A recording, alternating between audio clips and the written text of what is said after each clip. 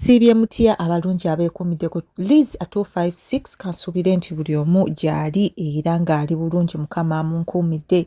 Tugenda tandika kasitole kano ak'omuvubuka agamba nti yazina step sister we ndakaba wamu patse kubanga mba sisobola kirikoodinga nga kiwanvu ndishuwa nammwe obudde obukiwuliriza nga kyonna kiwanvu muba temubulina kati ngenda kitematema mu patse. Atandika bw'ati nti lwali lunaku lwa vidi ku ssomero kubanga buli omu yali yala nze ne mukwano gwange twesunga nnyo bazadde baffe naye ng'ate tubasuubira ku ssaawa 10 ez'olweggulo. Ku budde bw'okumakya twabanga mu laabu nga tukwana bukwanyi buwala.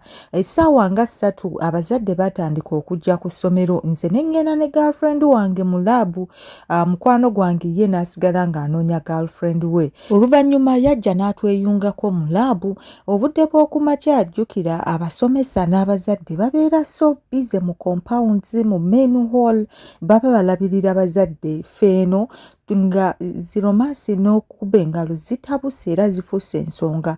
Ku ssaawa nga 5:15 nze zambuukako omuwala bwe yajja n'aŋŋamba nti maama wo ali wabweru akulinze bannange mbw'ate era yanguwa wallahi namuvuma ne mugamba nti bw'oba oyagala naawe nkukwane mpandiikira akabaluwa tonsiruwalirako bw'atyo bambi omuwala n'agenda ng'aswadde bano mikwano gyange bo baafanseko. Omuwala olwagenda ate waliwo omulenzi naye yajja n'agamba mwana mpulidde nti maama wo akulinze ne mbagamba maama wange addera kujja ne ddadi wange ku ssaawa 10 ez'olweggulo kyokka ate mwe muwoza maama wange azze ku ssaawa 5:15 era namugamba mugambe nti ŋŋaanyi nze nali muvubuka wa ddalu mpaka bwe nawulira omusomesa eyali omukambwe era twali twamukazaako lya kifeesi ng'abuuza aliwa nange bwe namuwulira nadduka ku luggi abakwano gyange gino bonna beekweka wansi w'emmeeza n'ambuuza gwe obwedda towulira nga banno bakuyita maama waali eri akulinze okka ate ababaka be tutuma okuyita ovuma bavume tugenda ku miitingi enkya ku assembly genda mangu omiitinge maama wo.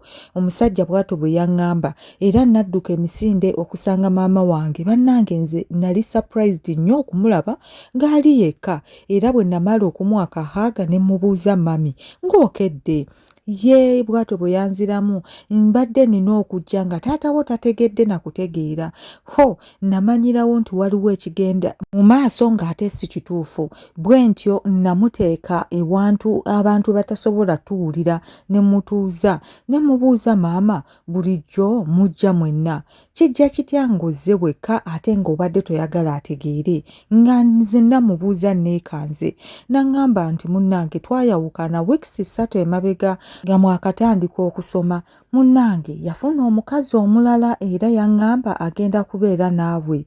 Mami yabyogera nga yenna mukkakkamu ng'alinga agamba nti kino yakidigestinze dda era mumativu n'ebyavudde wakati mu relationship yaabwe. Ne mugamba bannange mami okakasa by'oyogera n'aŋŋamba ye era agenda kujja ng'akukyalire buli vidi agenda kujja ne mami w'omupya bannange nze omutima nawulira nga gumenyese ate nga mami ye alyoke nakyo n'aŋŋamba mwana wange guma just genda mu maaso ng'osoma bulungi ebitabo byo okimanyi taata wo akwagala nnyo nsaba omukazi aleme kutulugunya kyokka kyensaba anti agambye agenda kujja kukimenga akutwala obeerenga ne step mother wo. Era bw'atyo maama yampa ssente n'ebintu bye yali andeetedde ne tusaba ne muwerekera ku geeti agende. Bwe naddayo nanyumiza mukwano gwange ono kyali ekibaddewo n'aŋŋamba guma kasita maama alyoke nakyo era ku ssaawa 10 nali nsuubira ddadi bw'ajja kujja era nalabaka akamotoka ke nga kazze sadduka kumuhaaginga nasigala mu kakoona nga neekwese ne mukwano gwange munnange mu distance namulaba nga afuluma n'omukazi omweru n'akawala nga kali mu teenage age wallahi akawala kanteerewo bannange raba figa wange tonneerabira mukwano gwange bino nga yabiŋŋamba ne mugamba munnange va mu by'okusaaga taata yafunye omukazi omulala mu byaddala obadde omanya maama waalo akulimba va mu ebyo nze mpangira akawala. Mukwano gwange addamu akatiriza ekigambo kye yaŋŋambye luli ne nseka ne mugamba leero gwe bino nno mbyogera ng'olwo nno ŋŋenda okumiitinga taata wange nateekako feesi enyiikaavu era bulijjo nasookanga kuwa ddadi wange haaga ennene ne mpa mami wange. Ku luno nali munyiivu nga siri musanyufu namulagirawo nti waliwo ekitali kituufu. Ddadi n'ambuuza kiki nga toli musanyufu. Nasigala nsibye feesi nga siseka. N'aŋŋamba kale buuza abagenyi. Ne mubuuza mami aliwa? Mbadde musuubira okulaba mami wange. N'aŋŋamba nti buuza abagenyi saagala onnyiize. Ddadi wange bino byonna yabyogera. Omukyala n'agamba muleke bambi abadde yamanyiira kulaba mami we nga yakola ki nga yajja. Tofaayo ddadi we agenda kunnyonnyola buli kimu. Bwe tutyo twayolekera owa class teacher tulabe results engeri gye nali nsomye. Munnange nali mpise nali nfunye 23 aggregates yali first grade nali mu senior ey'okuna. Ddadi yali musanyufu nnyo ne results ze nafunye era twafuna akakoona mwe twatuula tunyumye. N'aŋŋamba naye olazeemu empisa embi si kya bugwenyufu okulaba feesi empya n'otazibuuza. Ne mugamba ddadi nsonyiwa gyebaliko nnyabo. Ne mbuuza omukazi how are you girl? Bombi babiri bwentyo bwe nababuuza. N'aŋŋamba kale tewali buzibu. Ddadi wange oyo yayogera ono ye maama wo ate oli muwala wange. Ne mugamba maama wange? Ddadi beera siriyasi. Maama wange aliwa? Bino nno mbyogera ntaddeko feesi enyiikaavu era ekibuuzo nakibuuza nga ndi mukambwe nnyo. Ko taata wange n'agamba mukyala we okay honey nsooka ompeemu eddakiika nga 5 njogere naye ojja komawo mwezi eddakiika oba kale eddakiika nga 10. Era omuwala ne maama bwe batyo baagenda. Mu butuufu akawala kaali kalabika bulungi naye nga figa mukwano gwange gye yabadde ayogerako nze sinnagyetegereza ng'era sinnagiraba. Naye bwe baali batambula bwe bati nga bagenda bannange natunuulira figa nga maama n'omuwala we nga waaka ali kiriya nga bombi bali n'obubina nga figa kyekyo. Naye saalaga nnyo ddadi nti nno ntunuulidde bano abantu. Ddadi kyava ŋŋamba nti twafuna obutakkaanya ne maama wo. Nange maama wo bwe yategeera nti nno nina omuwala gwe njagala omukyalo oyo gw'olabye maama wo n'atabuka nnyo. Ne mugamba so obadde okiitinga ku maama wange n'ono omukyala? N'aŋŋamba nedda ono omukyala just twali tukola naye ku mulimu naye ne tutandika okweyagala ebya mpola mpola. Nva mubuuza kati gwe taata waako akawala? N'aŋŋamba nedda oyo omukyala yayawukana ate ne taata w'oyo omuwala era abadde singa okumala ebbanga ddene. Ne mubuuza kati wagenda okulaba nga ono omukyala asinga maama wange obulungi n'osalawo oleke maama wange ogende n'ono omukyala ne muwala we? Ava ddadi anziramu n'aŋŋamba nedda twali tuli mu kwogera naye maama wo yareactinga bubi yajja ku mulimu n'answazaswaza yakola drama omuyitirivu era bwe ntyo nenva ewaka ennyumba n'engimulekera. Kyenva mbuuza ddadi wange kati kiba kitegeeza mu holiday ngenda genda mbeere ne maama wange? N'aŋŋamba nedda ogenda kuba obeera naffe ewaka mu maka gembeeramu n'ono omukyala. Ne mugamba ate maama wange yava anziramu n'aŋŋamba nti ojja genda ng'omulabe ngako just visit naye full time ojja kuba obeera naffe. Nasigala nnyiize era saamuddamu. N'aŋŋamba era okuva leero oyo omukyala ye maama wo n'oyo omuwala step sister wo muyitenga sister ate njagala obawa ekitiibwa ekibagwanidde. Nasigala nsiriikiridde nga mpulira ddadi byayogera. N'aŋŋamba ate saagala kuwulira ng'omukyala oyo omuyita mu linnya lye njagala otandike omuyite mami. Kyenva mbuuza ddadi kati oyo omuwala tasoma? N'aŋŋamba omuwala bamuyita Shakira. Lekerawo okumuyita omuwala. Asoma ali mu senior 2 lwakuba ate ye ali mu day scholar. Kati ndowooza omuwala oyo ne maama we baali bakooye okulinda ne mbalengera nga bajja ne batuula we twali tuli n'aŋŋamba nti weebale kusoma ne muganda we alina okufuna makisi ennungi ng'ezizo. Nasigala nsirise ko dadi wange n'amugamba takumanyidde ky'ova olaba tayiriri mu kwogera naye muvubuka mulungi ajja kudda mu mbeera. Naye munda mu nze nali njagala okuwulira eddoboozi ly'ono omuwala kyenva mubuuza kati Shakira leero tosomye? N'aŋŋamba ndi sikoola era enkya genda ku ssomero. Bannange maama wa Shakira n'aseka ng'essanyu limutta ng'olwo nno akikakasizza nti ndi mwana mulungi era ntandise okudda mu nnomo yange okumwagala nga step mother. Ko dadi wange n'amugamba nakugambye ti omuvubuka wange wampisa mwana mulungi omanyi owulira bingi ebyobugebwa ku ba step mother naye nkusuubiza nti ono step mother wo agenda kuba mukazi mulungi mukyala mulungi era togenda kwejjusa. Naye nga sinneerabira bino byonna bigenda mu maaso nga nze natandise dda okugwa mu mukwano ne Shakira. Bannange akaloboozi ke afiga ye amabina bannange kasita yali si muganda wange ddala ng'olwo nno ebirowoozo bitandise okujja mu bwongo bwange ne ŋŋamba nti kino nno okugwa mu mukwano n'ono step sister kivudde ku taata wange okusuulawo maama wange. Kirabika bikala bino eby'okuba omukazi omweru n'amabina bye byamulimbalimba. Nawulira bubi ku lwa maama wange ne ŋŋamba kati ŋŋenda kutandika okufistinga okulya kano akawala nga nrivenjinga maama wange kaninde holiday. Ebyo nno mbyegamba mu mutima munda mu nze sitaani atandise okunninnya ku mutwe era dadi wange yalaga nti ayagala nnyo step mother wange engeri gye yaŋŋamba nti muwe ekitiibwa but mu mutima gwange kyali kigaanye otuulamu. Nali mpulira obusungu aleka atya maama wange n'awasa ono omukazi.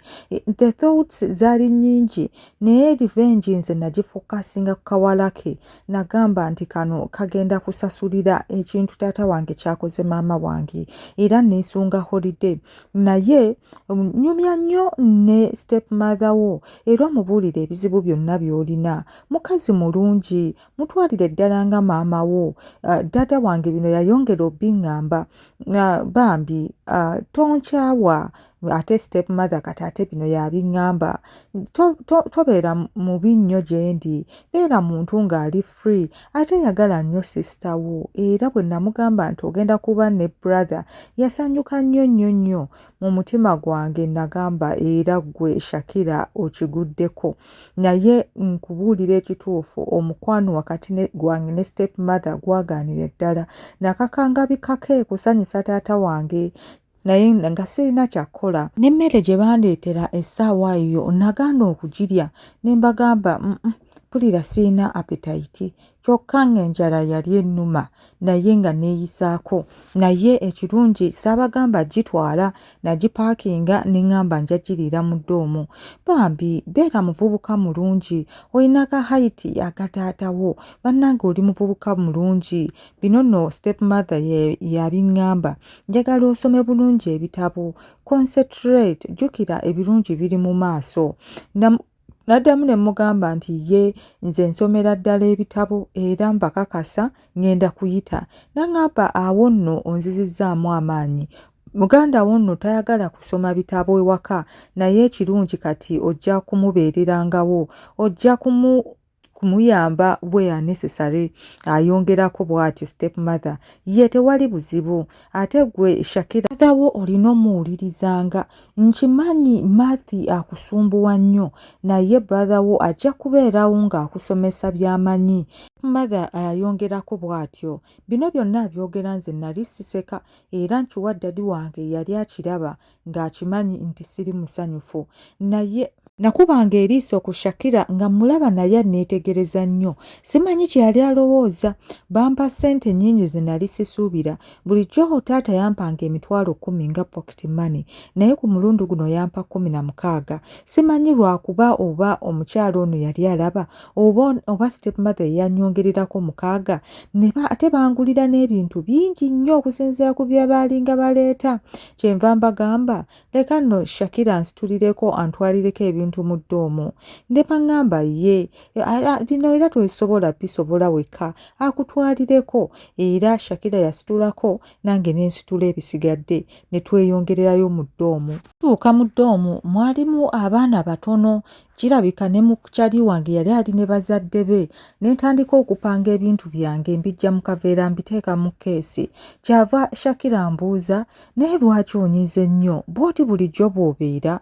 Nze nalina even surprise nali manyi tayinza kumbuuza kintu nga kino. Kyenva mugamba jangu ompangireko abawala mmwe mumanyi ebintu by'okupanga obulungi. Bambi nako ne kajja ne katandika okumpangirako ebintu ne nkabuuza naye olina emyaka emeka? Ne kaŋŋamba nina emyaka 14. Lwaki ombuuza? Ne nkagamba mbadde njagala kumanya emyaka gye nkusingako. Kyekava kambuuza kati onsingako mmeka? Osingako emyaka emeka? Yabibuuza bino ng'atuula ku buliri bwange ng'ate amaze n'okupaakinga ebintu bulungi nnyo. Nange ne ntuula ku buliri okumpi naye ne ntunulatunula mu ddoomo. Mwalimu omulenzi omu yekka ate yali eri mu kkoona nga tasobola tulaba bulungi. Kyenva nkagamba nina emyaka 17 era sikusinga nnyo. Ne kagamba kale bwe nakulabye nze nabadde mmanyi olina emyaka nga 19. Ne nkabuuza kati boyfriend wo ku ssomero alina emyaka emeka? Ne kaseka ne kagamba sirina. Ne nkagamba njagala tubeere ba mikwano, njagala ombuulire buli kimu ekikufaako nange ngenda kubuulira buli kimu ekinfaako ebyama byange byonna awo tubeere ba mikwano ng'ate tusobola okubeera ffenna ewaka. Ne kaseka nnyo kirabika kaali kaagala nnyo emboozi y'emikwanokwano relationships. Kava kaŋŋamba nti nno nina omuvubuka nkwana ali naye mu senior 4 ate naye alina emyaka 17. Tolaba nga kyewuunyisa. Ne nkagamba olimba ate nze saagala muntu alimba. Bino mbyogera nga nkwata omukono gwako ogwa left. Sikulimba. Alina emyaka 17 lwakuba omusinga obuwanvu. Nze nno ndi mu kuweeweeta omukono gwako mpola mpola musinga n'obulungi. Ngamba amazima. Ne kagamba ye omusinga n'obulungi nze nno ndi kuromansinga ngalo zaako. Mu kuweeweeta engalo zaako kaakiraba ekikolwa kye nali nkola ate nako tekaakola sayini yonna kulaga nti nno tekakyagala. Sayini zonna zaalaga nti kanyumirwa bye nali nkola. Nagenda okulengera nga n'omuvubuka abadde mu kkoona naye afulumye ne kiba kitegeeza nti twali tusigadde babiri mu ddoomo. Ne kaŋŋamba nti oli omuvubuka omusinga obulungi ate just ankwana bukwanyi nze simwagala. Ongo nali nkimanyi nti daddy waffe tayinza kujja ng'atunoonya mu ddoomo. Amanyi nti kawala ka girlfriend we kali seefu nange. Ne nkagamba nti okikakasa nti toli sister wange mu musaayi. Ne kaŋŋamba nti nedda. Bino nno mbyogera ng'emikono kati gyombi ngikutte mu ngalo zange. Kaali kamanyi buli step gye nali ŋŋendako ng'era nako kaleeta amaanyi ge nali njagala. Kyekava kaŋŋamba tetuli related yadde just bazadde baffe be badeetinga. Kaakola statement eno nze natandikirawo kwekumba mimwa gyako. Mu mutima nakimanya kigenda kuba kizibu nnyo nze okubeera ne kano akawala akalungi mu nnyumba ng'ate nkimanyi nti sikayinaako luganda. Kati natandika okukatunuulira nga buli bekoogera nkatunuulira mu mmunye. Bannange wallaahi nze natandika okuyimirawo. Kava kaŋŋamba nti nange nabadde ntandise okirowoozaako nga ŋŋamba oba tuli ba Luganda naye ne nkizuula tetuli. Bannange bwe kaakola statements zino ne nkimanya nti kano kantu kaayonooneka dda era kano kagenda kufuuka kagoma kange buli holiday. Bwe ntyo naleeta omumwa gwange kumpi n'ogwako. Bannange surprise yange nga nako kamanyi ekiddako. Tekaamiisinga step yonna. Yajja yasembeza ne tutandika okwenywegera bannange. Ne nkasindika ku buliri ebigere byaffe nga bikwekweya bwe bitu wansi. Ne nkanywegera ng'engalo zange zitandise okukola movements ezeetaagisa era bwe ntyo nanyiga amabeere gaako. Ne nganyiga nga bwe ntambuza mpola mpola ng'eno bwe nkanywegera. Bannange omukira gwange nga nagwo gutandise okkaluba. Bwe nnyiga amabeere ng'eno bwe nkanywegera byogera mpola mpola emikono gyange ne gigenda ku mmana yaako nga kandesse nkole buli kye njagala era natambuza emikono gyange nga teri ankutteko ne ntandika oromansinga emmana yaako bannange ngenda okuwulira ebirenzi bibiri nga biyingira byogera mulindirire akaddako part 2 temuvaawo abatannaba subscribinga bambi mu subscribinge tunyumirwe omukama abankuumire bannange nabasaba bw'oba oyina kasitore bwe kati ng'oyagadde okasharinga eyinza okuba mu audio oba okutayipinga oba mu luzungu oba mu luganda gwe kinaakwanguyira kyonna ojja kuba oyambye bangi twegobeko ka bowadom kansindikire ku +9 971 568948406 nja kuba mbufuna bulungi. Bye.